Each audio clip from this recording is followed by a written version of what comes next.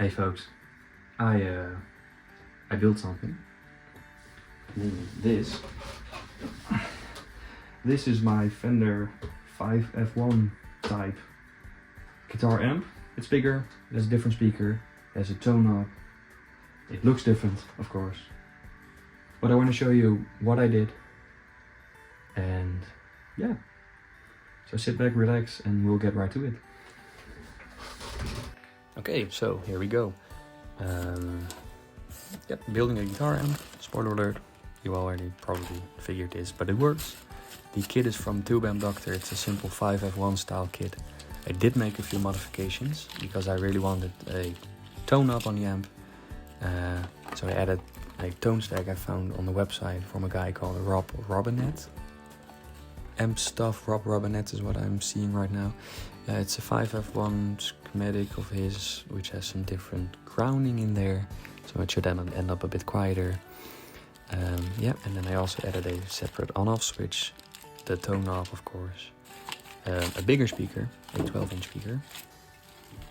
And due to this I had to modify this chassis a bit, but you'll see that in the video.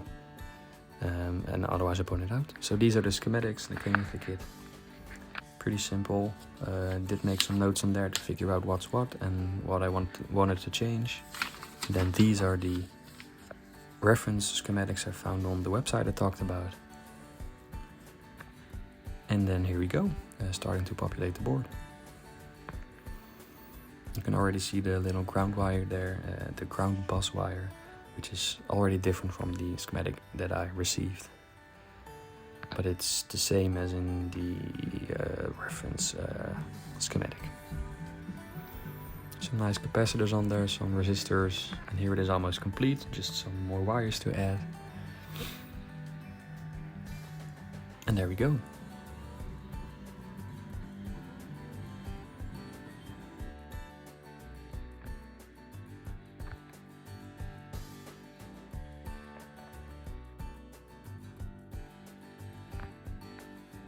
I hope you can see that the fuse socket has been moved from its traditional location to the bottom, so I had to drill a new hole. And then the tone stack is in there, as you can see right now. And I had to fill up that hole, that hole, in difficult, with this little washer because it was too big for the potentiometer I ordered. So I had it 3D printed by a friend to make the hole smaller. And it works perfectly fine.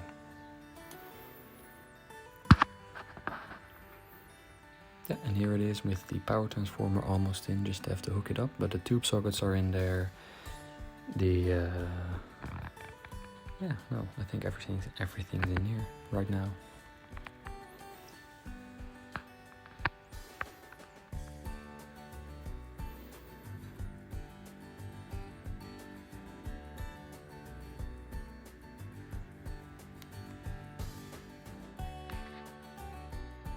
Here it is all hooked up with the on-off switch there, which will go on the back, so you won't see it. You can also see that I moved the indicator light to the side and the fuse, of course, to the bottom. Yeah, looking pretty good, I think, for my first time trying this.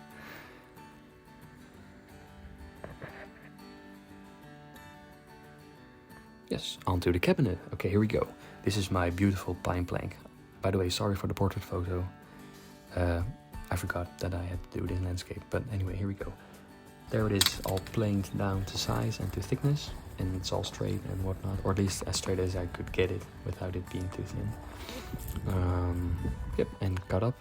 I decided to use these angled joints. I think they're called maybe miter joints.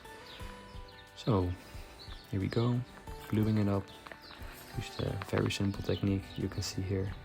And then you just simply fold it all into shape with the glue in there. And then you clamp it. Here we go. Oh no. Wait, glue first. That's my glue. And there we go. So it's all glued up, clamped. Leave it for a couple hours and then it should be fine. I used a glue that fills any airspace that's still in between there, so it should all be very sturdy. And here it is all rounded off. Used just a router with a round bit on there and did this. Didn't really think about a specific size. It's something that I ordered for a little project I had earlier, and I still had this, so that's what I did. Then of course the cutout is in there for the chassis, and this is the speaker baffle. The speaker is offset a bit because I'm following that Victoria 5F1 style amp build thingy. And there it is, all toe-lexed up, if you will. The backside, little tube amp doctor logo, and a little hole for the power switch. And then here's the complete project. Added a little black thingy accent trim around the, what do you call it, the grill cloth. The logo I also had 3D printed by the same friend who also printed the little washer for the toe knob. And then here's the back side with the Jensen speaker. It's a P12R, if I don't know if I mentioned it already. And here's a little, or at least here's me checking to see if everything works as it should, and it did. So yeah.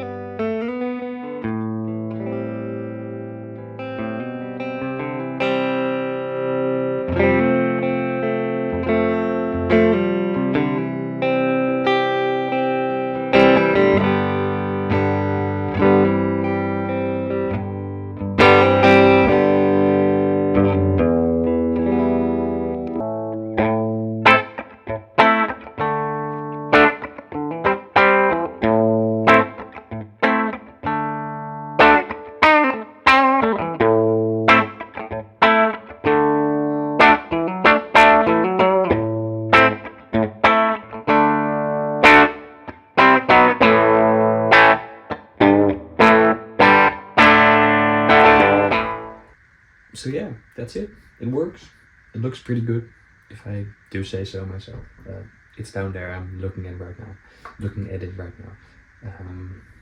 Yeah.